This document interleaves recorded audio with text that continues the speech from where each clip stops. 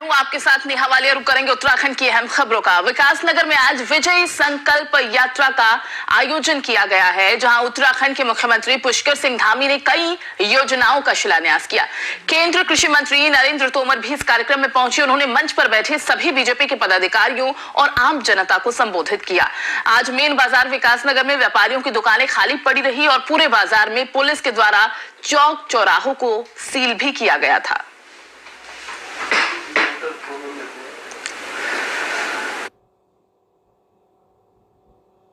जो हाईटेक तरीके से भविष्य में बनाया जाएगा, मैं इसकी यहाँ पर घोषणा करता हूँ। और साथ में सीमा नेटवर्क का चरणबद्ध विकास किया जाएगा। साथ ही मोदी हत्याकांड के विरुद्ध जन आंदोलन करने वालों के ऊपर जो दर्ज मुकदमे हैं, वो सारे मुकदमे वापस किए जाएंगे। और ठेके के विरुद्ध जो महिलाओं एवं क्षेत्रवासियों के ऊपर मुकदमे दर्ज हुए हैं, उन सभी को भी वापस किया जाएगा।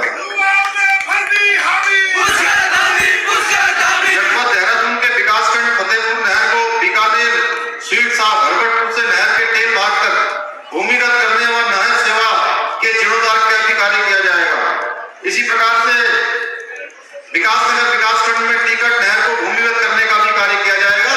आप सभी का पुनः एक बार हृदय की गहराइयों से मैं बहुत धन्यवाद करना चाहता हूं। आप सभी का बहुत बहुत धन्यवाद। जय हिंद। और वहीं दिल्ली के मुख्यमंत्री और आम आदमी पार्टी के राष्ट्रीय संयोजक अरविंद केजरीवाल 3 जनवरी को देहरादून आएंगे। यहां से उत्तराखंड नव निर्माण के लिए आगामी नव परिवर्तन अभियान की शुरुआत भी उनकी तरफ से की जाएगी। इस अभियान से आप 3 लाख नव परिवर्तन प्रमुख बनाने का लक्ष्य लेकर चलेगी।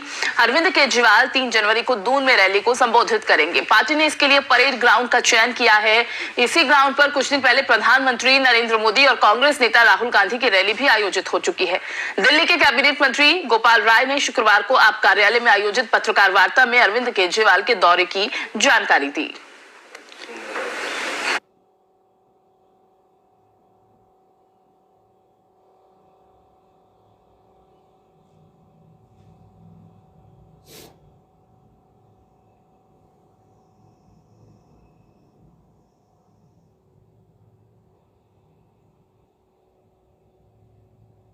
बढ़ते आगे, उत्तराखंड में आगामी विधानसभा चुनाव के मद्देनजर सियासी हलचल अब तेज हो गई है और इसी क्रम में दल बदल का दौर जारी है। वरिष्ठ कांग्रेसी नेता हेम आर्य ने कांग्रेस का दामन छोड़ लिया है और बीजेपी को अब वो बीजेपी के साथ हैं। हेम आर्य 2017 में बीजेपी से टिकट न मिलने पर कांग्रेस में शामिल हुए थे। इन्होंने 2012 में बीजेपी की ओर से नैनीताल सीट से चुनाव लड़ा था और वहीं 5000 वोटों से सरिता आर्य से वो हार गए थे। अब रविवार को देहरादून में प्रदेश अध्यक्ष मदन कौशिक, नरेश बंसल और संगठन मंत्री अजय कुमार की उपस्थिति में वो बीजेपी में शामिल हुए हैं। तो घर वापसी उनकी हो गई। इसी पर पूरी खबर पर जानकारी के साथ हमारे संवाददाता भूपेंद्र सिंह का रुख कर लेते हैं। भूपेंद्र, ये तो तय है कि जिस तरह से 5 राज्यों में विधानसभा चुनाव होने हैं, उत्तराखंड भी उनमें से एक है। हेम आर्य अब ये साबित कर चुके हैं क्या कि बीजेपी का पलड़ा भारी है, या फिर कहें कि जिस तरह से उनको उम्मीद थी बीजेपी में शामिल होने की और पहले वो पूरी नहीं हो पाई, इस बार वो पूरी कर पाए हैं? बिल्कुल, आपको बता दूं कि इस टाइम चुनावी जो है बिल्कुल बच चुका है और इसी को देखते हुए जो नेता है वो दल बदल का जो है खेल शुरू हो चुका है। इसी को देखते हुए पहले भाजपा छोड़ के कांग्रेस में शामिल हो गए थे जी। लेकिन अभी जो है कांग्रेस जो है, इनको कांग्रेस से कहीं भी नहीं लगता कुछ इनको मिलता हुआ नहीं दिखाई दिया, तो फिर दोबारा जो है उन्होंने भाजपा का दामन थाम लिया है। तो भूपेंद्र, ये कोई ऐसा पहला चेहरा नहीं है या फिर ऐसा नहीं है कि पहली बार कोई पार्टी छोड़कर दूसरी पार्टी में शामिल हुआ है, और जिस तरह से अब चुनाव सर पर हैं, उस तरह से अगर हम देखें उस मद्देनजर, तो उत्तराखंड में क्या लग रहा है, किस तरह के सियासी समीकरण इस वक्त देखने को मिल रहे हैं? बिल्कुल, आपको बता दूं, देखिए जैसे कि भाजपा छोड़ कांग्रेस में शामिल हुए हैं, कांग्रेस में शामिल छोड़ दिया है उन्होंने। दरअसल कहीं ना कहीं बताया जा रहा है कि यशपाल आर्य और संजीव आर्य ने जब से कांग्रेस ज्वाइन किया है, तो इनमें जो है रोष जो है इनको इनमें आ गया, तो इसीलिए जो है इन्होंने कांग्रेस छोड़ के भाजपा में जो है दोबारा से अपना जो है फिर से एक परचम जो है वो दोबारा अपना कायम करने की इन्होंने सोच रखी है। ठीक है, ठीक है। चलिए भूपेंद्र, बहुत बहुत शुक्रिया आपका इस तमाम जानकारी के लिए। तो ये तो तय है कि चुनाव सर पर है, उत्तराखंड में भी विधानसभा चुनाव है, ऐसे में दल बदल का दौर जारी है।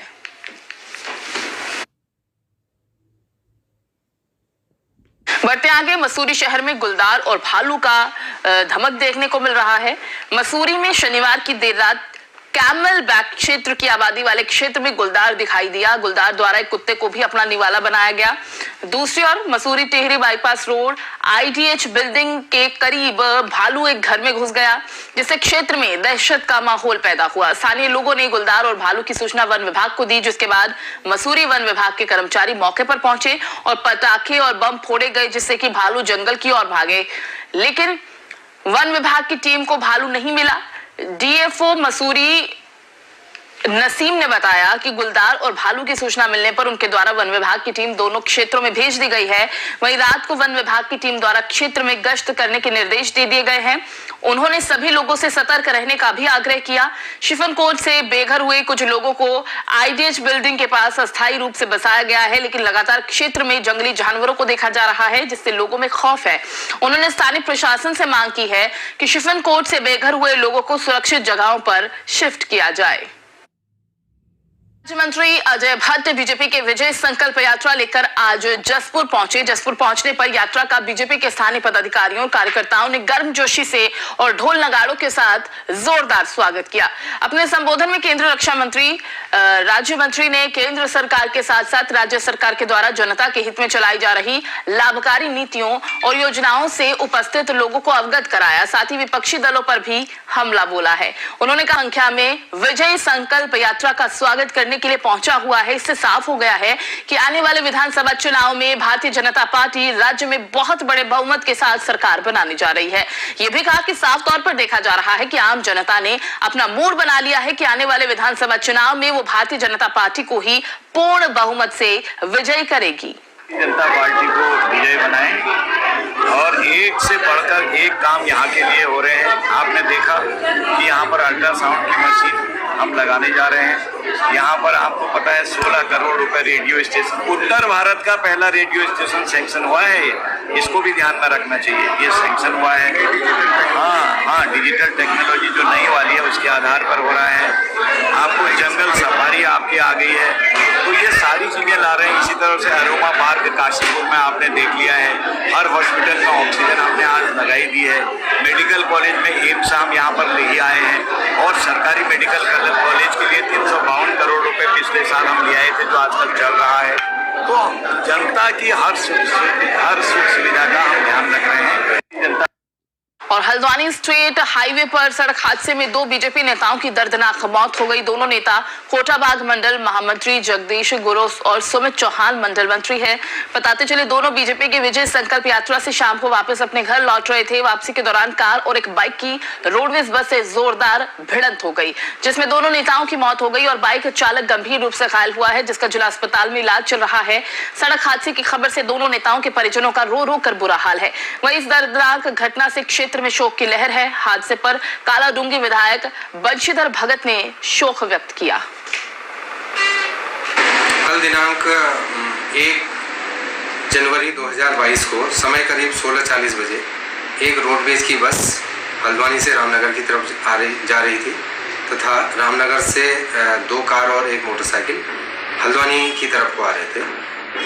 16:40 बजे करीब कमोला के पास ये आपस में भिड़ गए, जिसमें मौके पर ही 2 व्यक्ति गंभीर रूप से घायल हो गए थे, जिनको अस्पताल में उपचार के दौरान डॉक्टरों द्वारा मृत घोषित कर दिया।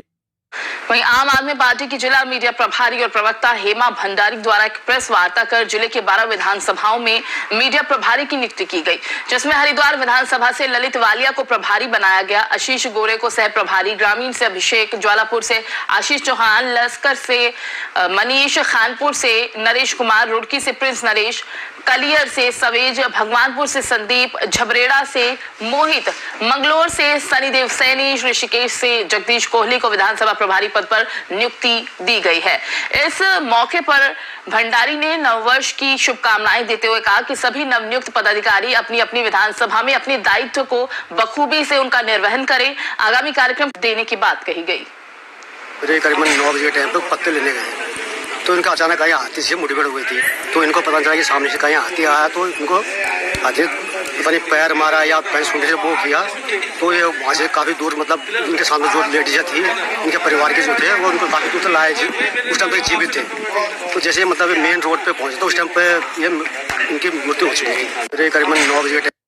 और हरिद्वार के कनखल थाना क्षेत्र में कल देर रात हरियाणा की एक कार अनियंत्रित होकर हरिद्वार के तिरछे पुल से गंगा में जा गिरी, जिसके बाद सूचना पाते ही मौके पर पुलिस पहुंची। रेस्क्यू ऑपरेशन कर जल पुलिस की सहायता के साथ इसे शुरू किया गया, जिसमें पुलिस को सफलता मिली।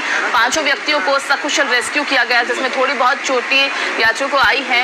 यात्री पानीपत से हरिद्वार आ रहे थे। देर रात होने के कारण नींद लगना ही घटना की वजह मानी जा रही है, यानी कार चालक को झपकी आई, जिसकी वजह से यह हादसा। ये 31 और 1 जनवरी के रात्रि की घटना है। मध्य रात्रि लगभग 1 बजे करीब सूचना मिली सेंटर को कि एक यात्रियों की वाहन जो है वो ऊंचा पुल के नीचे ओम घाट के पास जो है गंगा जी में गिर गया था। तो उसमें जैसे ही सूचना मिली हम लोगों ने तुरंत उन लोगों को रेस्क्यू किया। टोटल 5 यात्रियों की जान बचाई गई और इनका वाहन अनियंत्रित होकर और रेलिंग तोड़ता हुआ गंगा जी में गिर गया था और इनको सभी को सकुशल बचा लिया गया है और दुर्घटना के कारणों की जांच की जा रही है। कहाँ के रहने वाले? ये लोग पानीपत के रहने वाले हैं, हरियाणा जिले से, और हरियाणा पानीपत जिले के रहने वाले हैं और फिलहाल जांच की जा रही है कारणों की। ये 31 और 1 जनवरी के रात्रि की घटना है। मध्य रात्रि लगभग 1 बजे करीब सूचना मिली सेंटर को कि एक यात्रियों की। नैनीताल में सब्रोबियो वार्ड में पुष्कर बोरा और सामाजिक कार्यकर्ता खुशहाल सिंह रावत के नेतृत्व में क्षेत्रवासियों ने प्रदेश सरकार आगामी चुनाव का बहिष्कार किया। अक्टूबर माह में हुई जल प्रलय आपदा के कारण आलमा कॉटेज बिरला मार्ग पूरी तरह से धराशाही हो गया, जिसके चलते क्षेत्रवासियों ने सड़क निर्माण कार्य शुरू न होने पर आंदोलन का बिगुल फूंक दिया है। आज दर्जनों क्षेत्रवासियों ने रोड नहीं तो वोट नहीं के नारे लगाए। क्षेत्रवासियों का कहना है कि सड़क निर्माण कार्य जल्दी नहीं किया गया तो अमरण अनशन उनकी तरफ से किया जाएगा और वो यूं ही आंदोलन करने के लिए तैयार रहेंगे। मेंबर साहब ने इस बात को बोर्ड की मीटिंग में भी उठाया था। बोर्ड की 4 तारीख की बोर्ड की मीटिंग थी हमारी, 4 तारीख की बोर्ड की मीटिंग में भी उनको उठाया था। उसमें भी उन्होंने कहा था इसका प्रस्ताव भेजा है। तो आज तक 4 दिसंबर की बात हो चुकी है। ये 4 दिसंबर से आज 4 जनवरी आने को है, आज 2 जनवरी हो चुकी है। मतलब ये समझिए कि 1 साल बीत चले गया। पिछले साल से अभी तक इस सड़क का कोई सुनने वाला नहीं है। सड़क मेंबर साहब ने इस बात को बोर्ड की मीटिंग में भी। अब खबर भगवानपुर से है, जहां बहुजन समाज पार्टी के भूरा टेलीकॉम ने अपने प्रत्याशी सुबोध राकेश को जिताने के लिए भगवानपुर की सम्मानित जनता से अपील की है। उन्होंने कहा कि अगर भगवानपुर की जनता भारी मतों से सुबोध राकेश को जिताकर विधानसभा भेजने का काम करती है तो सुबोध राकेश की जीत की खुशी में भगवानपुर विधानसभा की सम्मानित जनता की हर एक परिवार में से एक सदस्य का फोन, 1 माह का रिचार्ज भूरा टेलीकॉम की तरफ से किया जाएगा मुफ्त में।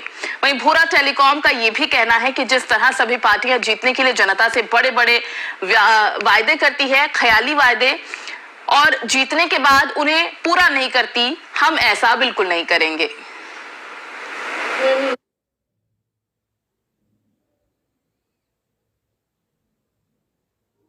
कहना चाहता हूं, जो हमारी बहुजन समाज पार्टी से सुबोध राकेश विधायक बनने को जा रहे हैं, उन्हें भारी मतों से वोट देकर विधानसभा भेजना।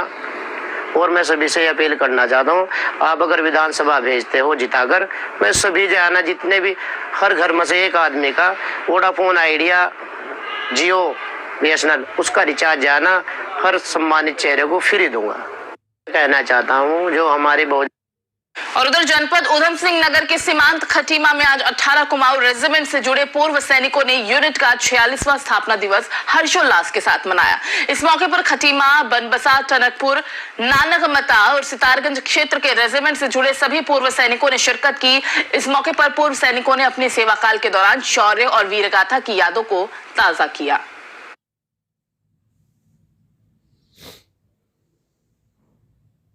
बढ़ते आगे। गुरु गोविंद सिंह प्रकाश पर्व का गुरुद्वारा तेग बहादुर साहिब सेलाकुई के तत्वाधान में बीते दिन पहली बार एक विशाल नगर कीर्तन निकाला गया, जिसमें कई झांकियां आकर्षण का केंद्र बनी रही। नगर कीर्तन का सभी जगहों पर जोरदार स्वागत किया गया। इस मौके पर हैरत अंगेज प्रदर्शन कर वाहवाही लूटी। ये प्रदर्शन गुरु गोविंद सिंह के संत सिपाही परंपरा के तहत किया जाता है। फूलों से सजी पालकी पर गुरु ग्रंथ साहिब को विराजमान किया गया। इस मौके पर श्रद्धालुओं ने पालकी के आगे मार्ग की सफाई की। शाही सवारी के लिए पुष्प तक बिछाए गए।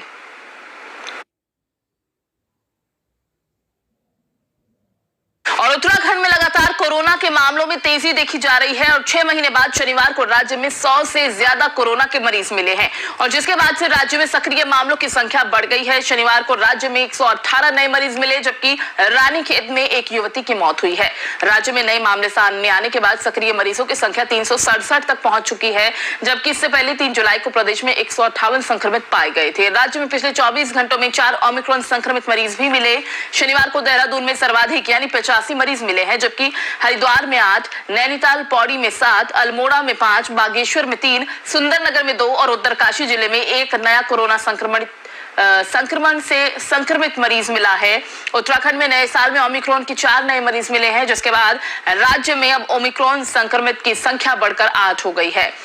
और अच्छी बात यह है कि 4 लोग रिकवर भी हुए हैं, तो ऐसे में एहतियात बरतने की अपील लगातार उत्तराखंड सरकार की तरफ से की जा रही है। एक ही दिन में एक बार फिर आपको बता दें कि 4 ओमिक्रॉन मरीज मिले हैं। उत्तराखंड के इस खास बुलेटिन में फिलहाल बस इतना ही। बाकी खबरों के लिए आप देखते रहिए FM न्यूज। मुझे दीजिए इजाजत। नमस्कार।